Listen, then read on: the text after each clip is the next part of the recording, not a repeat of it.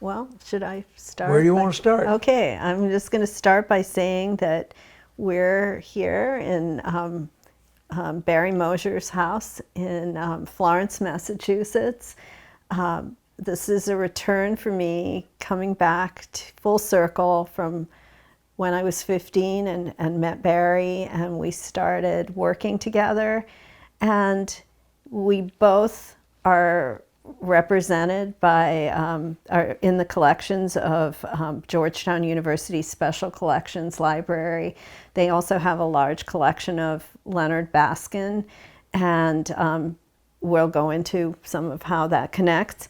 We're all artists who have relied on mentors in different ways, and you had the early experience with Leonard Baskin, and then I didn't know Leonard Baskin really until much later, or his work. I knew your work, and so my mentorship came through you and your teaching.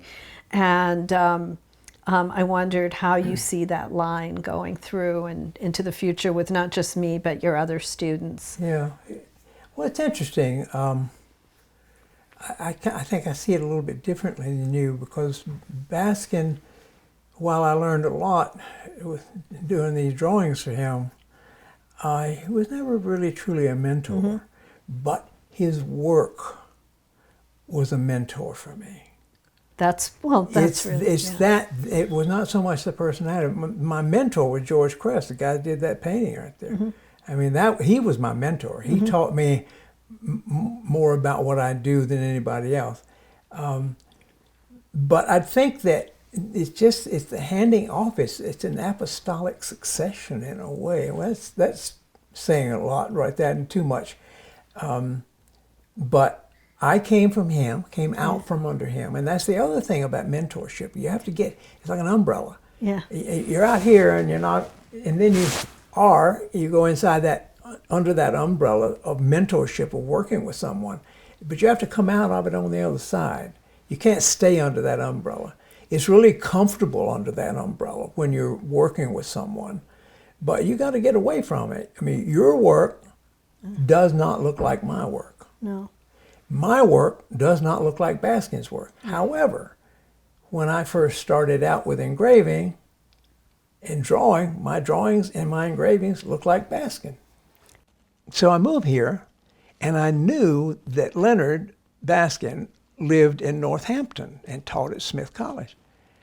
So the first thing I did when we landed here in Easthampton was to get out a phone book and look up his name just to see it. Was he in the phone book? Yes, he's in the phone book. And I'm thinking, So within the next year, I had met him. Louis Smith ran Smith Glass and Mirror here in Northampton. I remember him. He was a great print collector and good friends with Baskin. He liked me, he liked my work. He introduced me to Baskin. And then I started taking drawings to Baskin for him to criticize. And that's the only studying with him I ever did. So to call Leonard my mentor is a stretch.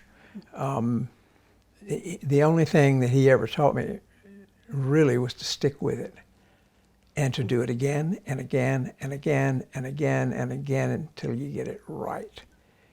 One of the most important lessons I've ever learned in my life. That was going on at the same time I was teaching you. But I didn't know his work at first, and I only knew yours, and I had the same reaction, like, oh my gosh, this has such an intense connection to me. Yeah. I can't believe I'm working with this person who I admire so much. And then you realize that the person is not the work. Well, I don't know. It took a long time for me to maybe realize that, if ever, because I did put the person also into the, I think that you were on a pedestal to me and therefore almost scary, as was Leonard Baskin eventually, because I met him once. And you had told me to just go up and introduce myself to him, and he patted me on the head, and it was at a wedding. It was really bad. It was so bad. And then years later, I was printing with Art Larson in Hatfield, Hadley. You said he's still there. And it was a breakthrough print. Another thing you had said to me is every now and then you'll do a piece ahead of yourself. And that was my Anaconda piece. And it was, Art told me that Leonard Baskin came in there and he went, "Who did that?" I went to see Leonard the first time because Louis Smith had arranged it, and I went over to see Leonard. He was working on a sculpture, one of the big dead men, the big wooden pieces that he was carving. And we walked into this barn, actually, and Leonard was there, and we were introduced, and he was very gruff, and he didn't like being interrupted because Louis didn't call ahead. So you just came we in. just popped in on him, and eventually, that sounds like a long time, but we were there probably 5 minutes total. And Leonard said, "Well, what do you want to study?" And I should have thought ahead of time and said, "I want to study engraving," because that's what I really wanted to do. But I said drawing, which of course is the fundamental thing to all art. And I love his drawings. So that's what I studied with him. So he said, meet me at Hillier, well, not at Hillier, meet me at Smith College. So I went up there and I found him. He was sitting at a table and he was trying to screw the top of a can of liquid ground, trying to screw it off, and he couldn't get it off, and he handed it to me without saying anything else. He just said, "You look like a big, strong boy." He said, "Get the top of this thing off for me." And I looked at him and I said, "I don't think I can." And he said, "What do you mean?" And I said, "My hands are sweating." And he said, "Why?" And I said, "Because I'm sitting here with you." Well, I know now that was precisely and exactly the wrong thing to say to Leonard Baskin. Why? I needed to, because that put me, he wanted to be talked up to. He wanted to be talked to. He wanted to be argued with, I think. He didn't want people, to be that.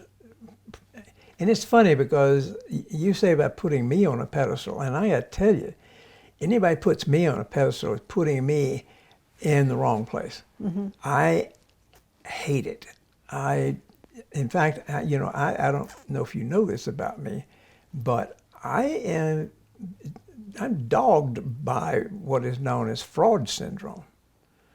Oh. Imposter syndrome. I mean, people praise me and my work and all that, my work, not me. And every time it happens, I well up with tears. And it makes me really, I like hearing what I'm hearing, but emotionally I can't handle it. I mean, it just gets to, because I just don't see myself as being anybody special. I'm a worker. I'm a laborer. I get up in the morning, I go to work, and I work until I go to sleep, and then I get up and I work again. I mean, that's my life. That's what I do. And it's either working in the studio or working in the classroom, one or the other. And I don't draw any particular difference between those two activities. Well, that's what they say is what's the best thing in life is to not make those distinctions where it's all part of a whole. Yeah. And I won't put you on a pedestal anymore.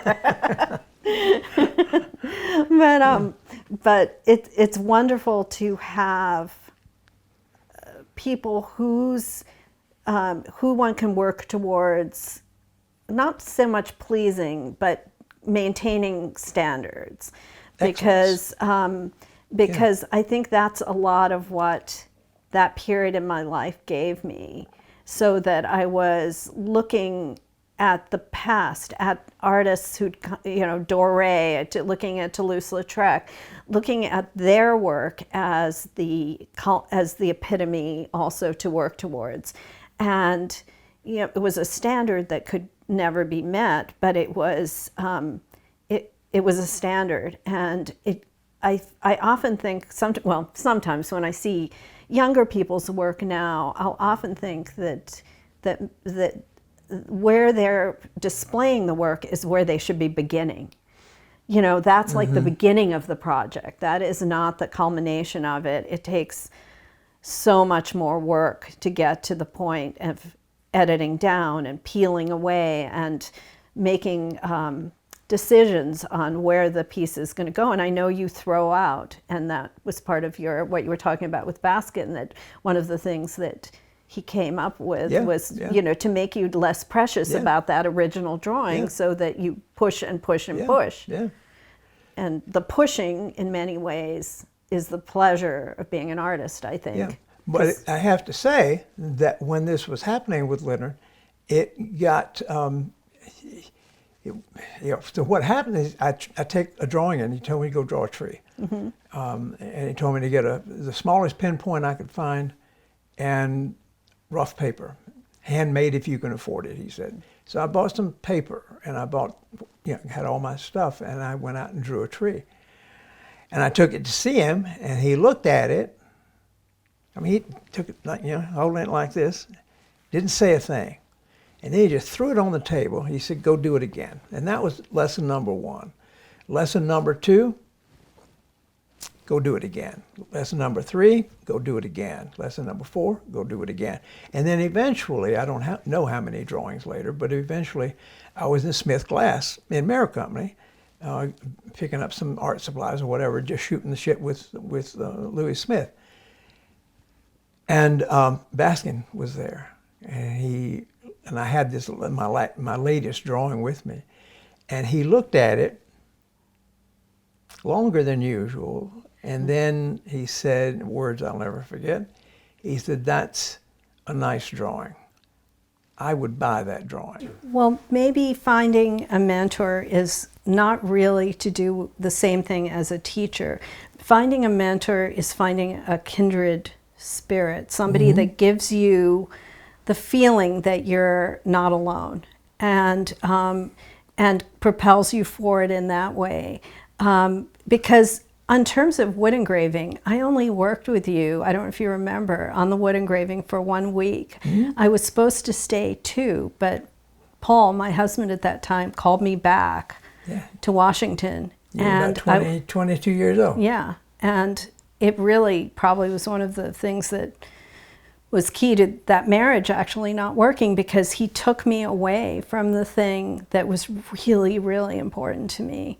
But it was that taste. It was the fact you knew that that medium was going to appeal to me. And I was still in a very student mode then. Yeah. And then a number of years later, I visited you, and you said, and I've said this to some of my students, I can no longer teach you anymore. You're not a student anymore. There definitely is a difference between influence and mentorship. I mean, I think that having a mentor is actually having a person with whom you can talk, with whom you can troubleshoot, whereas influence is impersonal. You know, I've been influenced by a lot of people, but I haven't been mentored except by George Cress, and in his own way by Leonard Baskin. And then when it came time for me to be teacher and you were in the class, I was your mentor, yes, that is true. But I think more than anything, it was the influence that I had on those early days in drawing classes at Williston. And what I saw in your work was a crispness that I thought would apply, would work well with this medium. But more than anything, what I saw in you was tenacity. And that's why I kept on encouraging you through your struggles with those goddamn dull tools of yours. I've told my class, when I've gone out and done workshops in wood engraving all across the country, I'd say, I had a student once, name was Rosemary Feit Covey.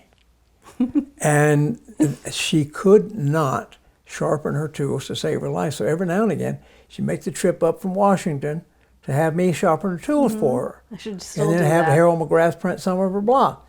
And I said, I finally one day told her I wasn't going to do it anymore.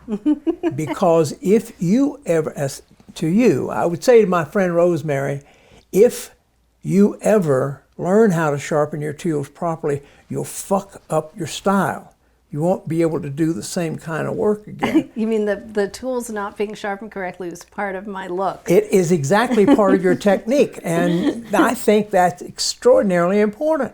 And do you remember once I engraved, they sent me the wood with 2 plank grain pieces attached to either end, and I just didn't remove them. I just engraved the whole thing. And, and you said once, nobody else would do something crazy like that because it was... It just doesn't work. But you made it. It kind of worked. Yeah, it did kind of work, yeah. But how are we going to end this interview? I got a good one. Okay, what? That's how we do it. That's how we do it. Okay. Old friends.